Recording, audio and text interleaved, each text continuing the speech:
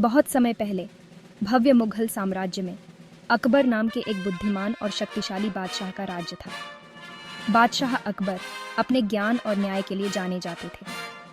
उनके दरबार में बहुत सारे प्रतिभाशाली लोग थे। उनमें से उनके सबसे भरोसेमंद सलाहकार थे बीरबल। बीरबल अपनी तेज बुद्धि और समझदारी के लिए पूरे साम्राज्य में प्रसिद्ध थे। वो अपनी चतुराई और हास्य से बहुत ही मुश्किल समस्याओं को भी हल करने के लिए जाने जाते थे। अकबर और बीरबल के बीच एक अनोखा रिश्ता था। बादशाह अक्सर बीरबल की बुद्धि की परीक्षा पहेलियों और चुनौतियों से लेते थे। बदले में बीरबल अपने सूझबूझ भरे समाधानों से बादशाह को प्रभावित करने में कभी असफल नहीं होते थे। उनकी बातचीत सिर्फ बुद्धि का प्रदर्शन नहीं थी, बल्कि पूरे दरबार के लिए मनोरंजन का एक स्रोत भी थी। अकबर और बीरबल की कहानियाँ पीढ़ी दर पीढ़ी चली आ रही हैं। वो बुद्धि और ज्ञान की शक्ति का प्रमाण है। ये कहानियाँ सिर्फ मनोरंजक ही नहीं हैं, वो हमें जीवन के बहुमूल्य सबक भी सिखाती हैं। वो हमें आलोचनात्मक सोच, समस्या समाधान और अपनी बात पर अडिग रहने के महत्व के बारे में सिखाती है। ऊंट की गर्दन टेढ़ी क्यों होती है कि कहानी ऐसी ही एक कहानी है जो बीरबल की चतुराई और उनकी तेज बुद्धि के लिए अकबर की प्रशंसा को उजागर करती है। एक धूप वाली सुबह बादशाह अकबर अपने भव्य घोड़े पर शाही बगीचों में सवारी कर रहे थे। उनके साथ उनके भरोसेमंद सलाहकार बीरबल भी थे। बादशाह बहुत खुश थे और उन्होंने एक वादा करने का फैसला किया। उन्होंने घोषणा की, बीरबल, मैं आपकी सेवा से बहुत खुश हूँ। जो चाहो मांगो, मैं आज तुम्हें वो सब दे दूंगा। बीरबल बादशाह की उदारता से सम्मानित महसूस कर रहे थे। हालांकि वो अकबर के आवेगी स्वभाव से भी वाकिफ थे। वो जानते थे कि बादशाह अक्सर जोश में आकर वादे कर देते थे। कभी कभी बाद में उन्हें पछतावा भी होता था। इसलिए बीरबल ने सतर्क रहने का फैसला किया। उन्होंने बादशाह को धन्यवाद दिया, लेकिन कहा कि वो अपना इनाम बाद में मांगेंगे जब सही समय आए। अकबर अपनी उदारता पर भरोसा करते हुए बीरबल के अनुरोध पर सहमत हो गए। वो बगीचों में अपनी सवारी जारी रखते हुए सूरज की किरणें बादशाह के सुंदर वस्त्रों पर चमक रही थीं। उनकी हंसी हरी भरी हरियाली में गूंज रही थी। साथ में सवारी करते हुए बीरबल ने बादशाह की खामोशी को देखा। वो जानते थे कि बादशाह का वादा एक गंभीर मामला था। उन्हें अपना इनाम सोच समझकर चुनना होगा। जैसे ही वो बगीचों में सवारी कर रहे थे, उनका सामना ऊंटों के एक समूह से हुआ। अकबर ने ऊंट की गर्दन में अजीबोगरीब मोड़ को देखते हुए बीरबल की ओर रुख किया और पूछा, बीरबल, ऊंट की गर्दन इस तरह क्यों मुड़ी हुई है? ये एक ऐसा सवाल था जिसने बहुतों को उलझन में डाला हुआ था। ऊंट अपने अनोखे कुबद्दह और लंबी गर्दन के साथ साम्राज्य में एक आम दृश्य थे। बीरबल ने अपने इनाम का दावा करने का अवसर देखते हुए मुस्कुराते हुए कहा, महाराज, आपने मुझसे वादा किया था कि जो चाहूं मांग सकता हूं। मैं चाहता हूं कि आप मेरे लिए इस सवाल का जवाब दें, ऊंट की गर्दन टेढ़ी क्यों होती है? अकबर हैरान रह गए। उन्हें इस तरह के अनुरोध की उम्मीद नहीं थी। उन्होंने सोचा था कि बीरबल सोना या जवाहरात मांगेंगे। बादशाह अपनी बुद्धि और ज्ञान के लिए जाने जाते थे, लेकिन वो शब्दों के लिए खाली थे। उन्होंने कभी ऊंट की टेढ़ी गर्दन के पीछे का कारण नहीं सोचा था। उन्होंने ऊंटों को देखा। उनकी लंबी गर्दन उनके कुबद्दी के बीच झुकी हुई थी। उन्होंने महसूस किया कि उनके पास इस साधारण से सवाल का जवाब नहीं है। अकबर ने एक उचित व्याख्या के साथ आने की कोशिश की। वो ऊंट के भारी बोझ और रेगिस्तान के माध्यम से उसकी लंबी यात्राओं के बारे में बुदबुदाते रहे, लेकिन उनकी कोई भी व्याख्या संतोषजनक नहीं लगी। बीरबल ने बादशाह को सवाल से जूझते हुए देखा। वो जानते थे कि अकबर चालाकी से मात खा गए हैं। बादशाह ने महसूस किया कि वो अपने ही वादे को पूरा नहीं कर सकते। वो जोर से हंस पड़े। उन्होंने बीरबल की चतुराई को स्वीकार करते हुए कहा, बीरबल, तुमने एक बार फिर अपनी बुद्धि साबित कर दी है। तुमने चालाकी से मेरे वादे का इस्तेमाल एक ऐसे रहस्य को सुलझाने के लिए किया है जिसने बहुतों को परेशान किया है। बीरबल ने बादशाह की प्रतिक्रिया पर मन ही मन मुस्कुराते हुए झुककर प्रणाम किया। उन्होंने न सिर्फ बादशाह की प्रशंसा प्राप्त की, बल्कि उन्हें वादे निभाने का महत्व भी याद दिलाया। उन्होंने अपनी बुद्धि का इस्तेमाल एक साधारण से सवाल को बादशाह की बातों की एक चतुर परीक्षा में बदलने के लिए किया था। इस बातचीत को देखकर पूरा दरबार हंसी से गूंज उठा।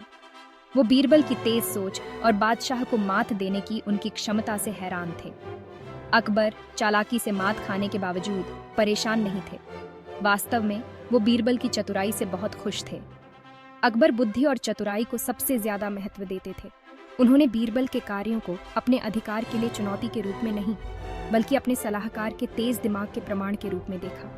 बादशाह सीखने के अपने प्यार के लिए जाने जाते थे। वो किसी भी ऐसे व्यक्ति की सराहना करते थे जो उन्हें सोचने और दुनिया के बारे में उनकी समझ पर सवाल उठाने के लिए मजबूर कर सके। बीरबल की चतुराई ने न सिर्फ दरबार का मनोरंजन किया, बल्कि एक बहुमूल्य सबक भी दिया। इसने आलोचनात्मक रूप से सोचने और समस्याओं के रचनात्मक समाधान खोजने के महत्व पर प्रकाश डाला। अकबर ने इस सबक की सराहना करते हुए बीरबल को बढ़िया इनाम दिया। ऊंट की गर्दन की कहानी मुगल साम्राज्य में एक लोकप्रिय कहानी बन गई। इसने बादशाह सहित सभी को वादे निभाने के महत्व की याद दिलाई। अकबर, जो अपनी आवेगशीलता के लिए जाने जाते थे, ने उस दिन एक बहुमूल्य सबक सीखा। उन्होंने महसूस किया कि एक साधारण सा वादा भी अनपेक्षित परिणाम दे सकता है। वादे करने से पहले सोचना और उन्हें निभाना जरूरी था, चाहे वो कितने भी चुनौतीपूर्ण क्यों न लगे।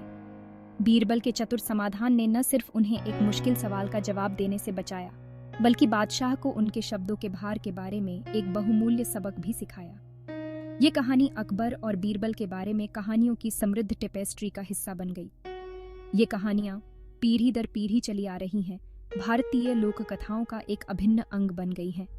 वो बुद्धि, ज्ञान और किसी के वचन को कायम रखने के महत्व के सांस्कृतिक मूल्यों का प्रतिनिधित्व करती हैं। बीरबल की बुद्धि सिर्फ मनोरंजन का स्रोत नहीं थी, वो उनकी बुद्धिमानी का प्रतिबिंब भी थी। उन्होंने जटिल परिस्थितियों को पार करने और समस्याओं के लिए व्यावहारिक समाधान पेश करने के लिए अपनी चतुराई का इस्तेमाल किया। लीक से हटकर सोचने और हास्य को एक उपकरण के रूप में इस्तेमाल करने की उनकी क्षमता ने उन्हें अकबर का एक अमूल्य सलाहकार बना दिया। बीरबल की बुद्धिमानी पहेलियों को सुलझाने या बादशाह को चालाकी से मात देने तक ही सीमित नहीं थी। वो शासन और न्याय के मामलों पर अपनी बुद्धिमान सलाह के लिए भी जाने जाते थे। उनकी अंतर्दृष्टि ने अकबर को निष्पक्ष और सूचित निर्णय लेने में मदद की। बीरबल की कहानियां सिर्फ मनोरंजन की कहानियां नहीं हैं, वो बुद्धि की शक्ति और सबसे शक्तिशाली व्यक्तियों को भी प्रभावित करने की उसकी क्षमता का प्रमाण है। ऊंट की गर्दन की कहानी सच्चाई और न्याय को कायम रखने के लिए बीरबल की अपनी बुद्धि का इस्तेमाल करने की क्षमता पर प्रकाश डालती है। उन्होंने बादशाह को अपनी बात रखने के उनके कर्तव्य की सूक्ष्मता से याद दिलाई। उन्होंने ऐसा इस तरह से किया जो न तो अपमानजनक था और न ही टकराव वाला। ऊंट की गर्दन टेढ़ी क्यों होती है कि कहानी आज भी पाठकों को मंत्रमुग्ध कर देती है। इसकी स्थायी अपील, इसकी सादगी, हास्य और इसके द्वारा दी गई कालातीत बुद्धिमानी में निहित है। ये कहानी सांस्कृतिक सीमाओं को पार करती है। ये दुनिया भर के दर्शकों के साथ प्रतिध्वनित होती है। बुद्धि, ज्ञान और वादे निभाने के महत्व के बारे में बहुमूल्य सबक सिखाती है। कहानी की लोकप्रियता अकबर और बीरबल की स्थायी विरासत का प्रमाण भी है। ये शख्सियतें भारतीय संस्कृति में बुद्धि और ज्ञान का पर्याय बन गई हैं। उनकी कहानियां हर उम्र के लोगों के लिए मनोरंजन और ज्ञान का स्रोत बनी हुई हैं। कहानी को अक्सर बच्चों के लिए एक शिक्षण उपकरण के रूप में इस्तेमाल किया जाता है। ये उन्हें आलोचनात्मक रूप से सोचने, साधन संपन्न होने और ईमानदारी के मूल्य को समझने के लिए प्रोत्साहित करती है। कहानी की सरल भाषा और आकर्षक कथा इसे व्यापक दर्शकों के लिए सुलभ बनाती है। अकबर और बीरबल आदर्श शासक सलाहकार संबंधों का प्रतिनिधित्व करते हैं। अकबर की ज्ञान की प्यास और बीरबल की बुद्धि के लिए उनकी सराहना ने एक ऐसा माहौल बनाया जहां बुद्धि और रचनात्मकता फली फूली। उनकी बातचीत, प्रभावी संचार और विविध दृष्टिकोणों को महत्व देने के महत्व के लिए एक मॉडल के रूप में काम करती है। बीरबल की बादशाह की सोच को चुनौती देने की क्षमता बिना अनादर किए उनकी बुद्धिमानी का प्रमाण है। बीरबल की चुनौतियों को स्वीकार करने और उनसे सीखने की अकबर की इच्छा उनकी विनम्रता और न्याय के प्रति उनकी प्रतिबद्धता को दर्शाती है। उनका रिश्ता आपसी सम्मान और बौद्धिक जिज्ञासा की शक्ति का प्रमाण है। अकबर और बीरबल की कहानियाँ आज भी नेताओं और विचारकों को प्रेरित करती हैं। वो खुद को बुद्धिमान सलाह से घेरने, नए विचारों के लिए खुले रहने और समस्या समाधान के लिए बुद्धि और हास्य का उपयोग करने के महत्व पर प्रकाश डालती है। ऊंट की गर्दन टेढ़ी क्यों होती है कि कहानी भारत में कहानी सुनाने की समृद्ध परंपरा का सिर्फ एक उदाहरण है। भारतीय कहानी सुनाना जीवंत कल्पना, चतुर शब्द चयन और विचारोत्तेजक नैतिक सबक के उपयोग की विशेषता है। ये कहानियां पीढ़ी दर पीढ़ी चली आ रही हैं, सांस्कृतिक मूल्यों और ऐतिहासिक ज्ञान को संरक्षित करती है। कहानी सुनाना भारतीय संस्कृति में एक महत्वपूर्ण भूमिका निभाता है। ये मनोरंजन, शिक्षा और सामाजिक टिप्पणी के साधन के रूप में कार्य करता है। कहानियों का उपयोग बच्चों को नैतिक मूल्यों के बारे में सिखाने, सांस्कृतिक परंपराओं को संरक्षित करने और मानवीय स्थिति में अंतर्दृष्टि प्रदान करने के लिए किया जाता है। अकबर और बीरबल की कहानियां अपनी बुद्धि, ज्ञान और कालातीत अपील के साथ इस समृद्ध परंपरा का एक अभिन्न अंग बनी हुई है।